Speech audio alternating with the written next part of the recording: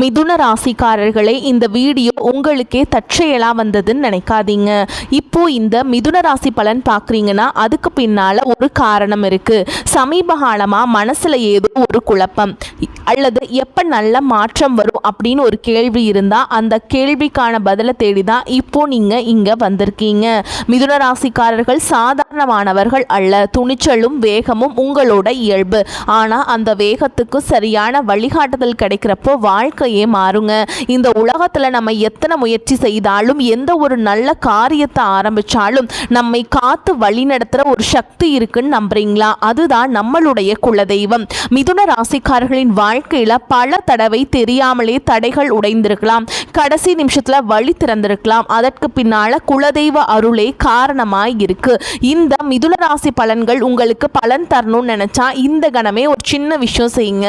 Comment பாக்ஸில் உங்களுடைய குலதெய்வத்துடைய பெயரை எழுதுங்க. தெரியாதவங்க எனக்கு என் குலதெய்வம் தெரியாதுன்னு எழுதினாலும் போதுங்க, மனசார எழுதுங்க.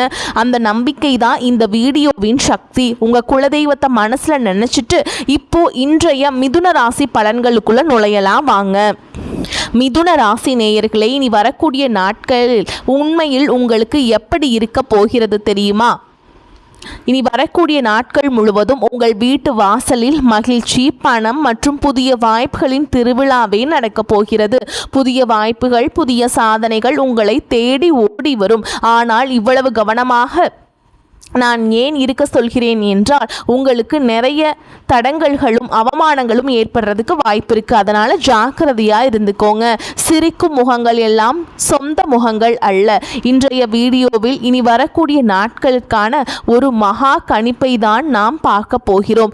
ஏனெனில் 5 பெரிய கிரகங்கள் இந்த காலகட்டத்தில் தங்களின் மகா பெயர்ச்சியை மேற்கொள்ள போகின்றன. அதனால் உங்கள் வாழ்க்கையில் என்ன தாக்கம் ஏற்படும், அந்த தாக்கம் சுபமாக இருக்குமா அல்லது அசுபமாக இருக்குமா என்று ஒவ்வொரு விஷயமும் உங்களுக்கு தெரிய வரப்போகிறது. ஏனெனில் எப்போதுமே ஒரு புதிய மாதம் தொடங்கும் போது மனதில் ஒரு புதிய உற்சாகம் பிறக்கும். நாம் ஏதேனும் புதியதாக சாதித்து காட்டுவோம், பெரியதாக செய்வோம் என்று தோன்றும். ஆனால் அதே நேரத்தில் மனதில் ஒரு பயமும் இருக்கும். கடந்த கால துயரங்களை இதிலும் நீடிக்குமோ, அதே போராட்டங்கள் தொடருமோ என்று குழப்பம் இருக்கும். இன்றைய வீடியோவில் உங்களுக்கு மகிழ்ச்சியான நேரம் தொடங்க போகிறதா அல்லது அதே போராட்டங்கள் நீடிக்க போகிறதா என்பதை ஒவ்வொன்றாக விரிவாக கூறப்போகிறேன். இந்த வீடியோவை இறுதி வரை பார்ப்பவர்களின் மனதில் இருக்கும் அனைத்து குழப்பங்களும் நீங்கிவிடும். நீங்கள் என்ன செய்ய வேண்டும், என்ன செய்யக்கூடாது என்று ஒவ்வொரு விஷயமும் தெரிய வரும்.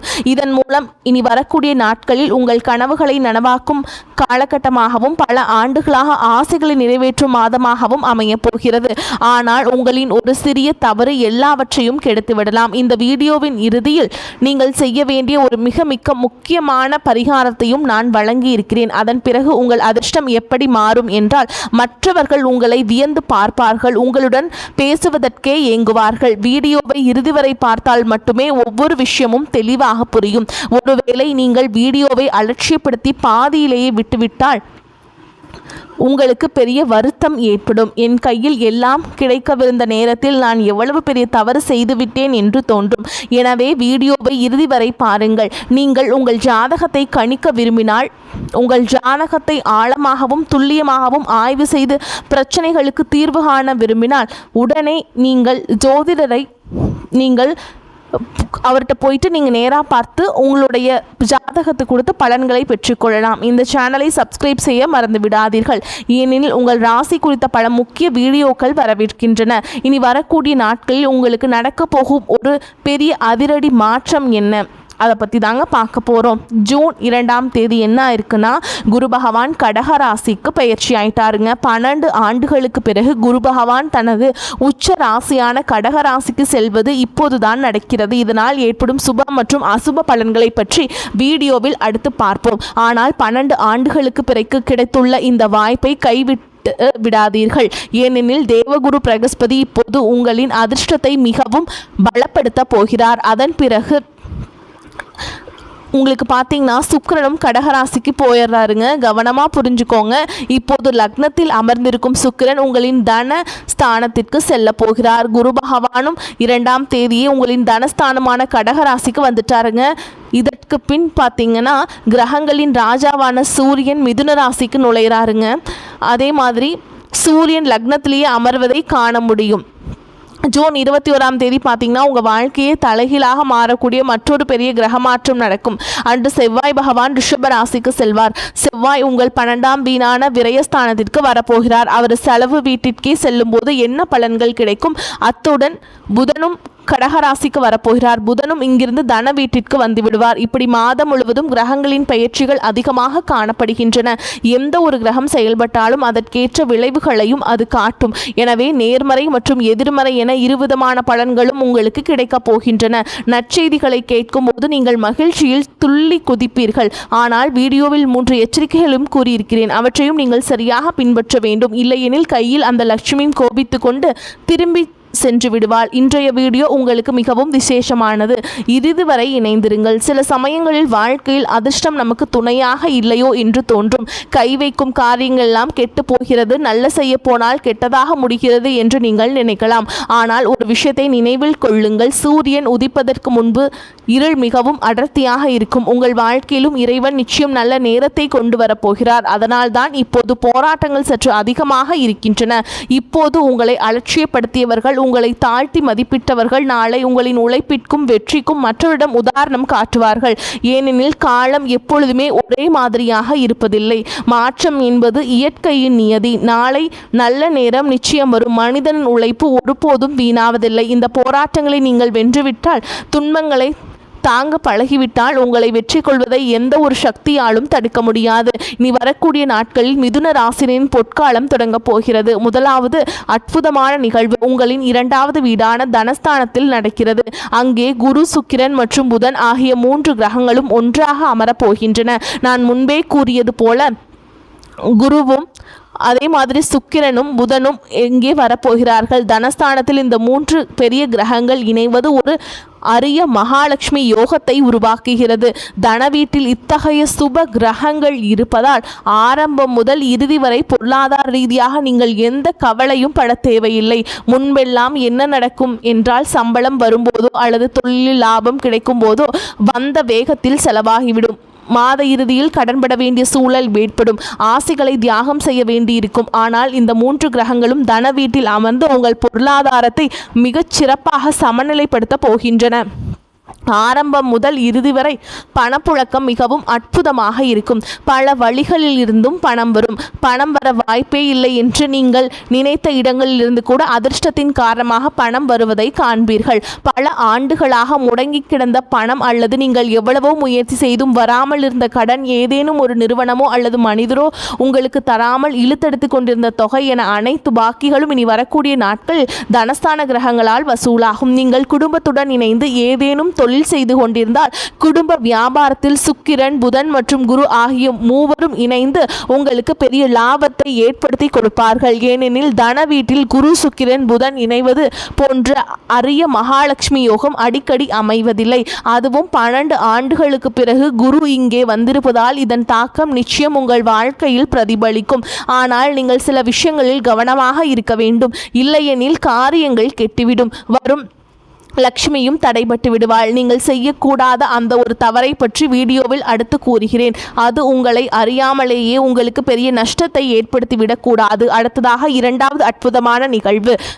அது என்னவென்று பார்த்தால், கிரகங்களின் ராஜாவான சூரியன் மிதுன ராசியை அடைவார். அதாவது சூரியன் உங்கள் லக்னத்திலேயே அமரப்போகிறார். லக்னத்தில் கிரகங்களின் ராஜா சூரியன் அமர்வது உங்களுக்கு எவ்வளவு பெரிய அற்புதங்களை செய்யும் என்று யோசித்து பாருங்கள். இனி வரக்கூடிய நாட்களில் சூரியன் உங்கள் முதல் வீட்டிற்குள் நுழையும் போது ஒரு வரலாற்று சிறப்புமிக்க மாற்றத்தை காண்பீங்க. சூரியன் உங்கள் ஆளுமையில் ஒரு பிரம்மாண்டமான ஈர்ப்பை கொண்டு வருவார். சில மனிதர்களை பார்த்தால் முகம் எவ்வளவு பிரகாசமாக இருக்கிறது, எவ்வளவு கம்பீரமாக இருக்கிறார்கள் என்று தோன்றும் அல்லவா? அந்த தேஜஸை சூரிய பகவான் உங்களுக்கு வழங்குவார். மற்றவர்கள் உங்களை நாடி வரவும் உங்களுடன் பேசவும் விரும்புவார்கள். அத்துடன் உங்களோட ஒரு தலைமை பண்பு பிறக்கும். ஏனெனில் முதல் வீடு என்பது நமது ஆளுமை, எண்ணங்கள் மற்றும் குணாதிசயங்களை குறிப்பதாகும். நீங்கள் ஒரு தலைவனை போல அனைவரையும் அரவணைத்து செல்வீர்கள். தொழிலில் நீங்கள் எடுக்கும் முடிவுகள் அனைத்தும் சாதகமாக இருக்கும். மிதுனராசி நேயர்களே, இதை நீங்கள் குறித்து வைத்துக் கொள்ளலாம். லக்னத்தில் சூரியன் வருவது சாதாரண விஷயம் அல்ல. அதுவும் பலமான நிலையில் இருப்பதால் மிக சிறந்த யோகம் உண்டாகும். நீங்கள் அரசு வேலையில் இருந்தால் சூரியன் உங்களுக்கு பெரிய வாய்ப்புகளை வழங்குவார். தடைபட்ட அரசு காரியங்கள் ஏதேனும் இருந்தால் அவை இனி வரக்கூடிய நாட்களில் முழுமையாக நிறைவேற பலமான வாய்ப்புகள் உள்ளது. அன்று கிரகநிலைகளை ஏற்படும் அதிரடி மாற்றத்தை கேட்டால் உங்கள் மனமே வியப்பில் ஆளும். கவனமாக கேளுங்கள், ஏனெனில் மகிழ்ச்சி, பணம் மற்றும் வாய்ப்புகளின் திருவிழா உங்கள் வாசலில் காத்திருக்கிறது. இனி வரக்கூடிய நாட்களில் செவ்வாய் பகவான் ரிஷப ராசிக்கு செல்வார். அதுவும் இதுவரை லாபஸ்தானமான 11ஆம் வீட்டிலிருந்து செவ்வாய் உங்களுக்கு செலவு வீடான 12ஆம் வீட்டிற்கு செல்கிறார். செலவு வீட்டில் தளபதி செவ்வாய் வருவது சற்று கவலையாக தோன்றலாம். ஆனால் இங்கிருந்தும் உங்களுக்கு ஒரு பெரிய நிம்மதி கிடைக்கப் போகிறது. அதை தெரிந்து கொள்வதற்கு முன்பே வீடியோவை லைக் செய்து விடுங்கள். ஏனெனில் இத்தகைய ஆய்வுகளை மேற்கொள்வதற்கு பல மணி நேர உழைப்பு தேவைப்படுகிறது. உங்களின் ஒரு லைக் எங்களுக்கு பெரிய ஆதரவாக இருக்கும்.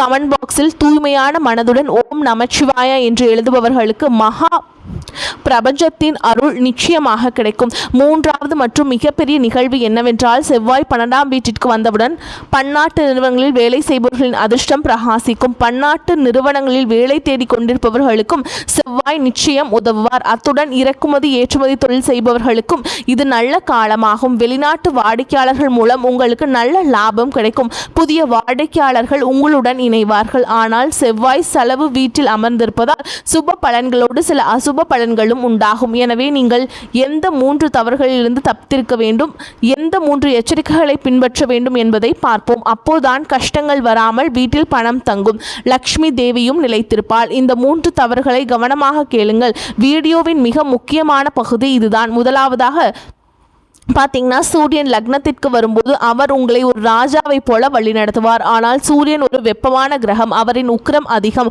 அவரின் கதிர்கள் உங்கள் ராசியில் படும்போது உங்களுக்குள் ஒருவித அகந்தை, அதிகப்படியான தன்னம்பிக்கை மற்றும் முரட்டுத்தனமான குணம் வரலாம். இதன் காரணமாக உங்கள் வாழ்க்கை துணையுடன் நீங்கள் வீண் விவாதங்களில் ஈடுபட நேரிடும். ஒரு விஷயத்தை நினைவில் கொள்ளுங்கள், உங்கள் வாழ்க்கை துணை உங்களுடன் என்றும் துணையாக இருப்பவர். உங்களின் வெற்றியிலும் சில தோல்வியிலும் சரி உங்களுடன் தோளோடு தோள் நின்று உங்களை காப்பவர். எனவே அவர்களுக்கு உரிய மரியாதையை கொடுங்கள். கிரகங்களின் மாற்றத்தால் சூரியன் கொடுக்கும் அகந்தை மற்றும் ஓவர் கான்ஃபிடன்ஸ் காரணமாக உங்கள் துணையுடன் ஆதிக்கம் செலுத்த நினைக்காதீர்கள். அவர்களை காயப்படுத்தும் வார்த்தைகளை பேசாதீர்கள். அவர்களின் குடும்பத்தாரை தவறாக பேசாதீர்கள். இல்லையெனில் குடும்பத்தில் விரிசல்கள் ஏற்பட்டு கவலைகள் அதிகரிக்கும். மனிதனால் பண கஷ்டத்தை தாங்க முடியும், ஆனால் குடும்பத்தில் நிம்மதி இல்லை என்றால் அவனால் நிம்மதியாக இருக்க முடியாது. தொழிலும் கவனம் செலுத்த முடியாது. மன அழுத்தத்திற்கு ஆளாக நேரிடும்.